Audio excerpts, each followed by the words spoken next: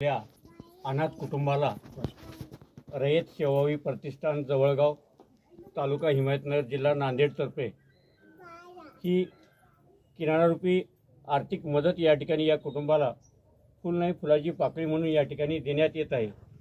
ही मदत कुठल्याही राजकीय किंवा मोठ्या नेत्यांनी कुणी दिलेली नसून 100, 50, 500, 200 ज्यांनी घडले तशी दानशूरदात्यांनी मदत केली आणि त्या मदतीतून ही आज किराणारूपी साहित्य या कुटुंबाला या ठिकाणी देण्यात येत आहे। रयत सेवावी प्रतिष्ठानचा उद्देश आहे की ईश्वर या जगामध्ये आहे, पण तो ईश्वर सजीवामध्ये मानवाच्या रूपात माणसाने बघितला पाहिजे।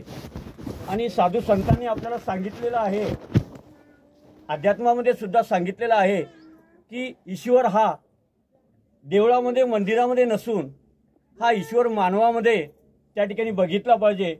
म्हणून आपण या ठिकाणी आजची जी मदत आहे आम्ही या सावरगाव येथील कुटुंबाला या 2 लेकरामध्ये अनाथ लेकरं आणि एक मुलगी जी आहे, जी आई वडिलांना पोरगी झाली, तिला आपण मानव सेवा हीच ईश्वर सेवा समजून या ठिकाणी सर्व दानशूर दात्यांच्या सहकार्यातून जी काही मदत जमा झाली ती मदत या अनाथ लेकरांना देतात। आणि भविष्यामध्ये सुद्धा रयत सेवावी प्रतिष्ठान जवळगाव या ठिकाणी अध्यक्ष यांना शब्द देतो सर्व दानशूर दात्यांच्या सहकार्यातून की पुढे भविष्यात शिक्षणासाठी ह्या 2 मुलांना जो काही सहकार्य लागेल ते सहकार्य पूर्णपणे करण्याची या ठिकाणी मी ग्वाही देतो। आणि सर्व उपस्थित गावकरी मंडळी किंवा जे काही सर्व आहेत या ठिकाणी सर्वांना एक विनंती करतो की आपण असे कुटुंब जिथे कुठे आपल्या कानावर आलेत आपण त्या कुटुंबाला आपल्या कष्टातील आपण जे काही आपल्याला घडेल फुल नाही फुलाची पाकळी म्हणून आपण एक आर्थिक रूपात त्या कुटुंबाला मदत करावी।